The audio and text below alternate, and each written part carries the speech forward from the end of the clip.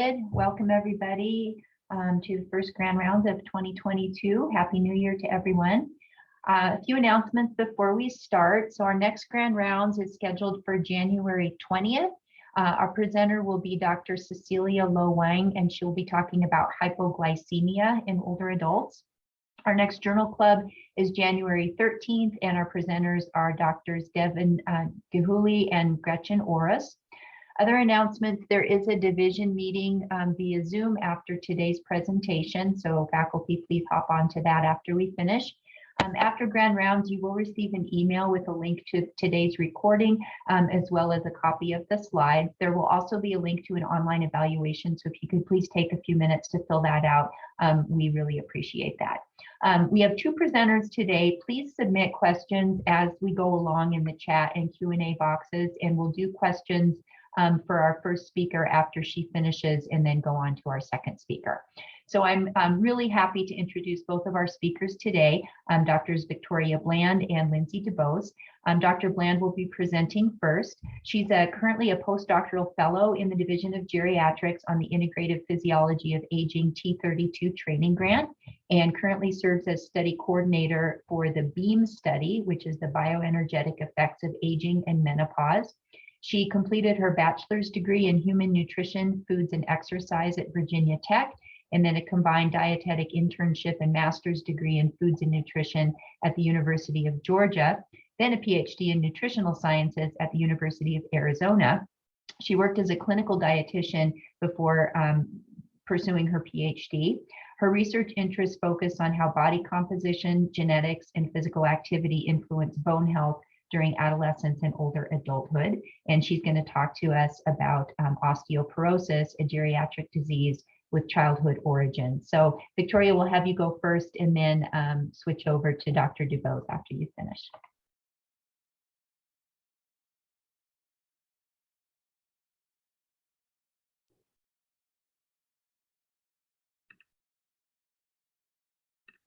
Thank you, Carrie.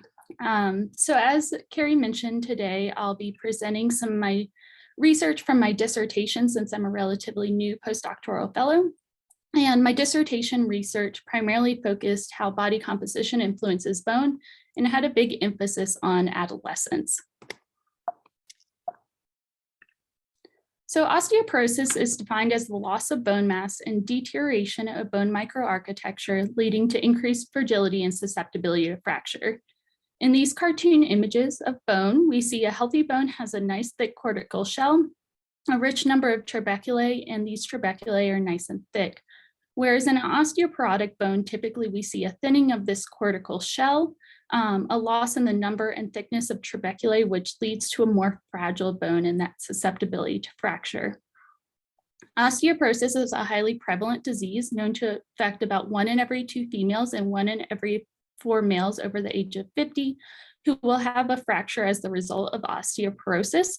So typically we think of this as an adult onset disease because we see statistics in adults 50 years and older, but really it has childhood origins. So here we have on the x-axis age, on the y-axis bone mass. Women are in the solid line, men are in the dashed line. And what we see is a rapid accrual of bone mass throughout the adolescent years, with peak bone mass occurring around the early to mid 20s. Peak bone mass tends to be higher in men than it is in women. And then bone continuously turns over throughout adulthood, but typically there's a net loss of bone, leading to reduced bone mass, which becomes additionally lower in older age. And this is especially important in women because after the menopausal transition, we see a more rapid loss of bone, putting women at higher risk for that osteoporotic state. Now, adolescence is a really important time because by maximizing the bone accrued during adolescence, we in theory have more bone to lose before reaching that osteoporotic state in adulthood. A lot of our bone mass is determined simply by our sex and genetics. However, things like adequate diet and physical activity, particularly high impact physical activities like running, jumping, and gymnastics, are very important to maximizing this bone developed during adolescence. Whereas when kids do not maximize this bone development and have suboptimal lifestyle factors, they tend to be more prone to osteoporosis later in life. Zooming in on these adolescent years a little bit further, we have 9 to 16 years old on this axis, pubertal stages at the top. And for the purposes of my presentation today, I'm going to primarily focus on women because that was the major emphasis of my dissertation work. So during adolescence, during these years, we see a rise in sex steroid hormones, a rise in growth factors and growth hormones. And around 12 and a half years old, we have peak bone mineral content accrual, which times shortly after the time of peak height velocity or peak linear growth, and around the time of menarche in young girls. This 2-year window around peak height velocity is especially important because over a quarter of adult bone mass can be accrued in that 2-year time frame. There's a variety of ways we measure bone. For those of you that typically work in the clinical setting, the most common way we measure bone in the clinic is through dual energy X-ray absorptiometry, or DEXA, which is a 2-dimensional imaging scan that gives us estimates of areal bone mineral density, and also gives us whole body estimates of soft tissue composition, things like lean mass and fat mass. One of the advantages are we were able to measure the key osteoporotic sites, particularly the hip, spine, and forearm. However, it doesn't give us any information about the architecture of bone, which has a significant influence on bone strength. In research, we commonly use other 3-dimensional imaging technologies, such as peripheral quantitative computed tomography, seen here, which is a 3-dimensional image that gives us cross sections of bone in the peripheral limbs. In the study I'm presenting today, the STAR study, we measured sites at the femur, the tibia, and the radius.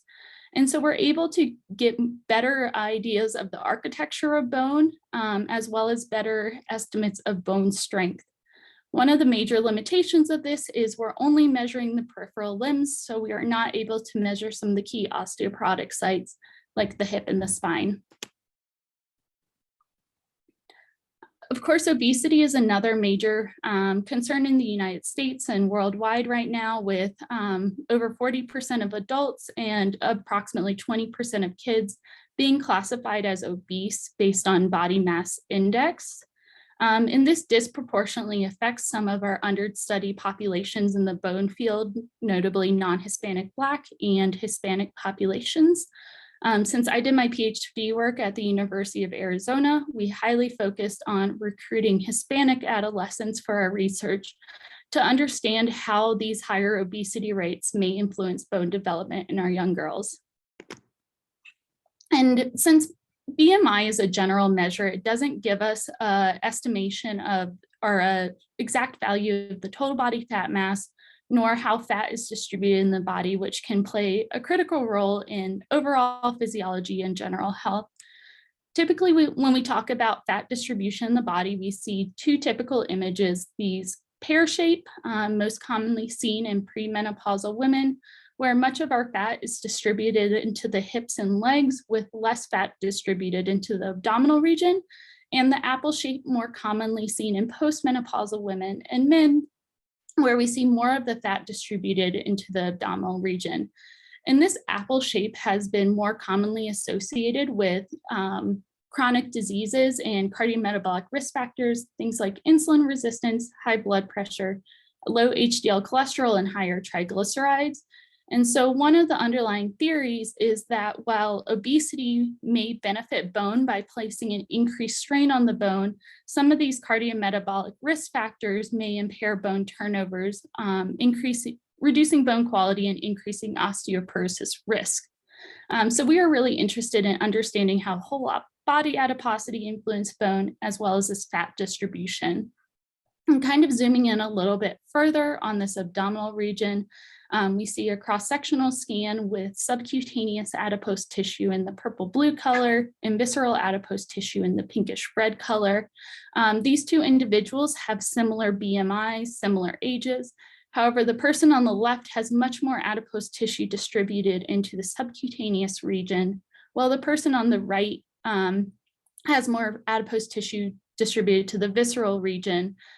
So these two individuals, while being similar BMIs, may have differences in how their body mass influences their overall bone outcomes and osteoporosis risk. So to better understand the relationship between soft tissue and bone, I first utilized the STAR study, which is a study conducted out of the University of Arizona that was part of my dissertation work, and then also want to explore fat distribution a little bit further as well as adulthood. So I utilized the UK Biobank.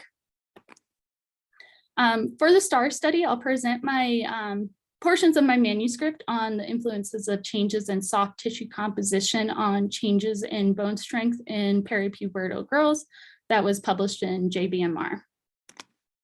So this was the STAR study, standing for the Soft Tissue and Bone Development in Young Girls study, was a 2-year longitudinal observational study where we recruited 9 to 12-year-old girls from the Tucson, Arizona region. And we specifically focused on recruiting Hispanic girls. We excluded anyone with a history of diabetes, any medications that altered bone or body composition, or any physical or learning disability affecting study participation. So this was designed 2 ways. So it was designed to be both an observational cross-sectional study as well as a longitudinal study, where we recruited a sample of 358 girls from the Tucson area, and then invited a subsample of them back with a goal of getting 150 girls for the 2-year follow-up study. This was primarily for budgetary reasons, and it allowed for adequate power of that longitudinal study. So we invited almost 300 girls back and did achieve our goal of exceeding 150 girls for the 2-year follow-up and had 160 girls for the sample. We did have some missing data in our covariates, and that left me 143 girls for this analysis. We did have inadequate scans at a couple of our sites, so the sample size did vary by bone site. So for this analysis, the primary outcome of interest was 2-year changes in estimates of bone strength at the tibia, the femur, and the radius, with a secondary interest in looking at the bone size, how large the bone was growing, and the cortical bone mineral content at these bone sites. We had 2 predictors of interest looking at total body change in lean mass, as well as total body change in fat mass. We controlled for relevant covariates, and one of our covariates of interest was looking at how menarcheal status influenced the relationship between soft tissue and bone. I classified girls as either post-menarcheal at baseline, girls that transitioned from pre-menarcheal to post-menarcheal during the 2-year follow-up period, and then girls that were pre-menarcheal at both baseline and 2-year follow-up. And I assessed for an interaction between menarcheal status and our soft tissue measures on our bone outcomes. Here's our sample data where our girls were about 10.8 years old at baseline and approximately 2 years older at 2-year follow-up. 70% of our sample self-identified as Hispanic ethnicity, and the majority identify as Caucasian race. About 20% of our girls were post-menarcheal at baseline, with almost half of them transitioning during the 2-year follow-up period. And as expected during a period of growth, we saw significant increases in height, weight, BMI, lean mass, and fat mass.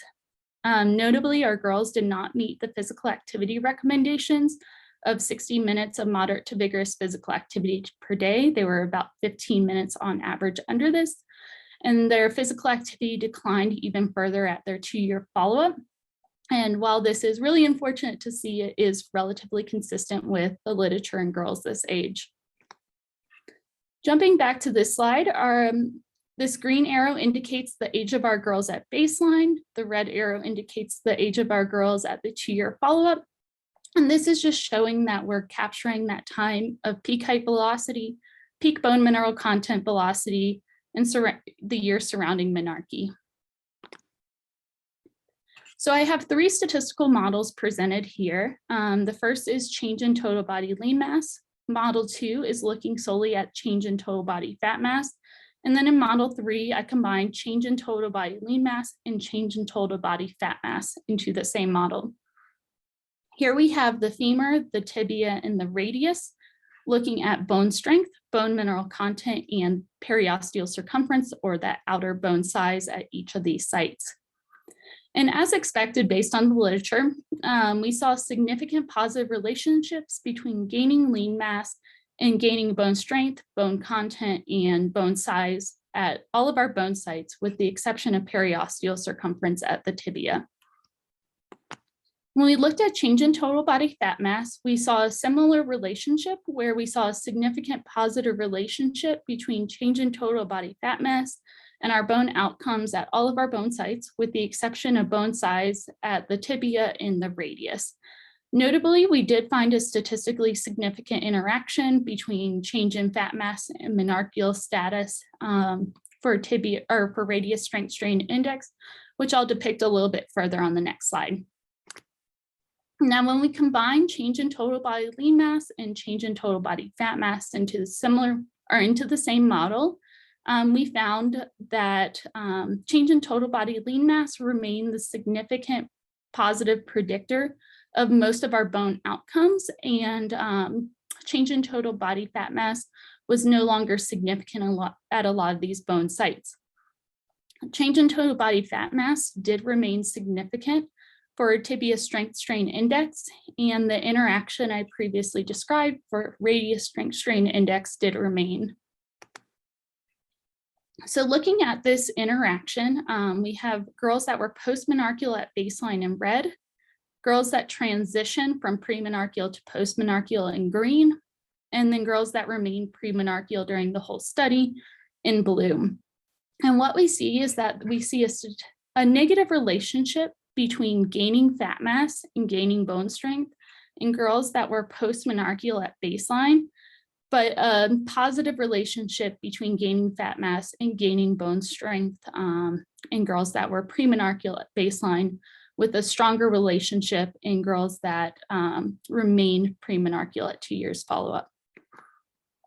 So strengths of this study were the longitudinal study design, the use of three-dimensional imaging to assess bone strength, and our primarily Hispanic cohort. We were limited in our ability to measure the exact same bone site at 2-year follow-up, because as bones grow, you're not quite sure that you're always measuring the same sites. So we measured the same percentage of bone length each time, but cannot know for sure we're measuring the same bone site. We used only measures of total body lean mass and fat mass, and didn't really assess fat distribution in the body, and then of course limiting the generalizability beyond the population we were assessing. So we concluded that lean mass is the primary soft tissue predictor of bone outcomes. Fat mass may benefit the tibia bone strength, possibly due to the weight-bearing status of this bone, with the increased strain of higher fat mass on the bone.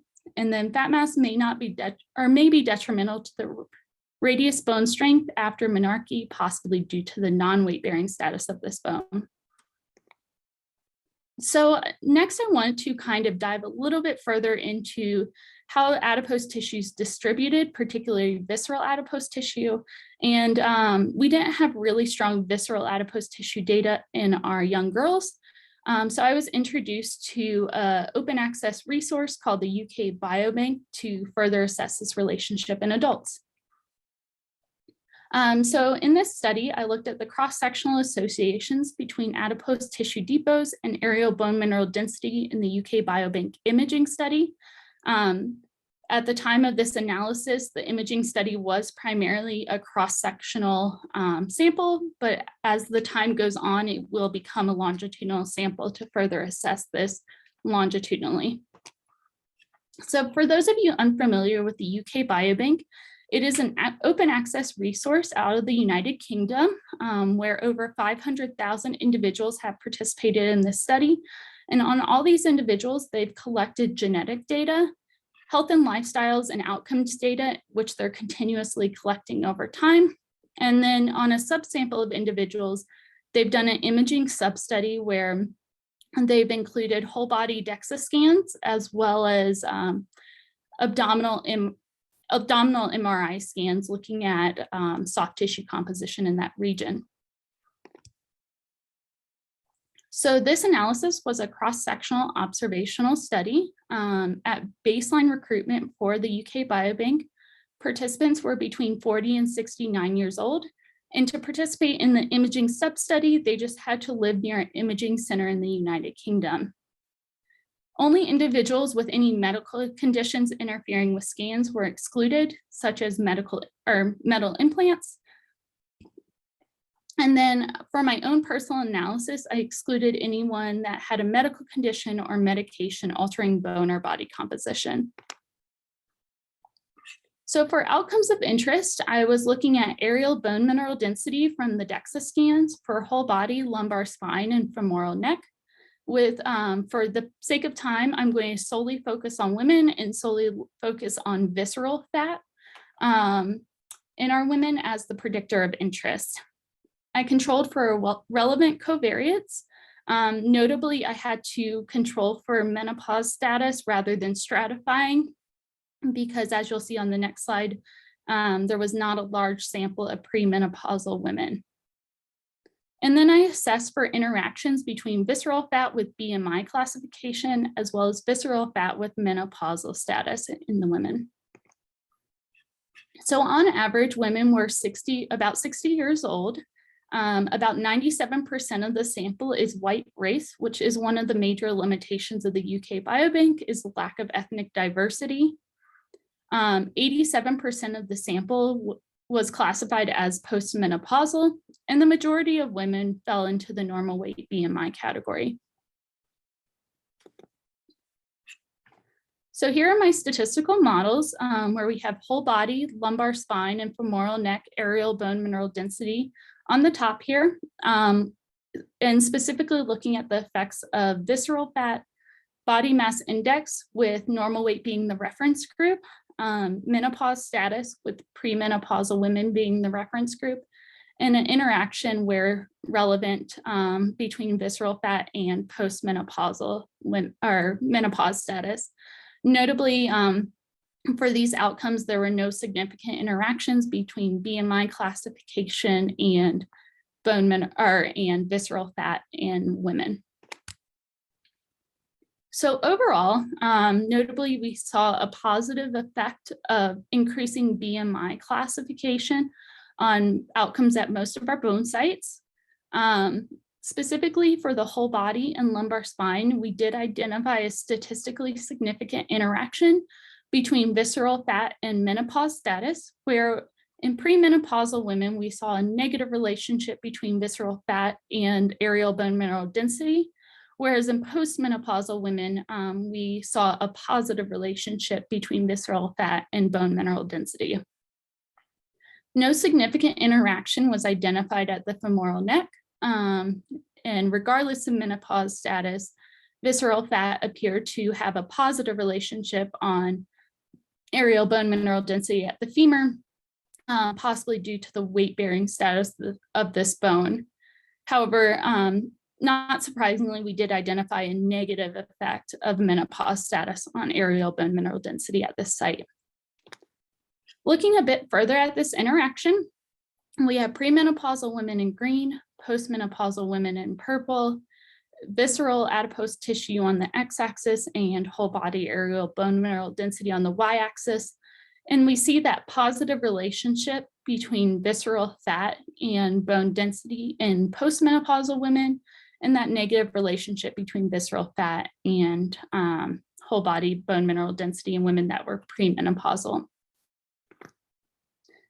Some of the strengths of this study were a large population-based sample. It's pretty unique to get a sample of this size to assess the relationships.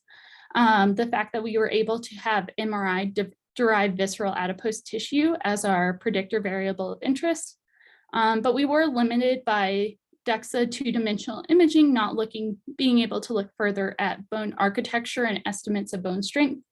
The fact that it was a cross-sectional analysis, and also that we were primarily using a white population, so we can't extrapolate out to other races and ethnicities. So we concluded that visceral adipose tissue appears appears to be primarily protective in females, particularly postmenopausal women, potentially due to the release of estrogen from this adipose tissue depot. And for the femur, it may also benefit from the weight-bearing status of the bone.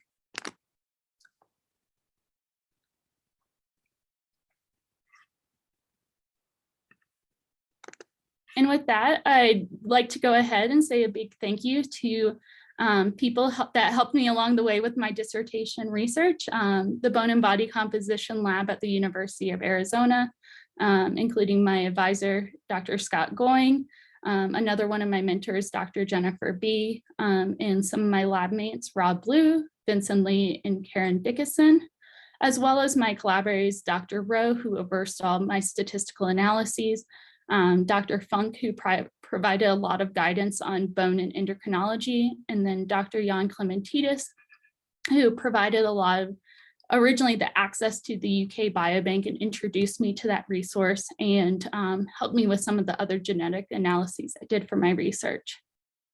With that, I'd like to open it up to any questions.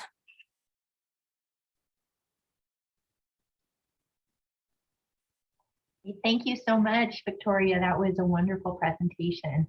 Any questions from anyone?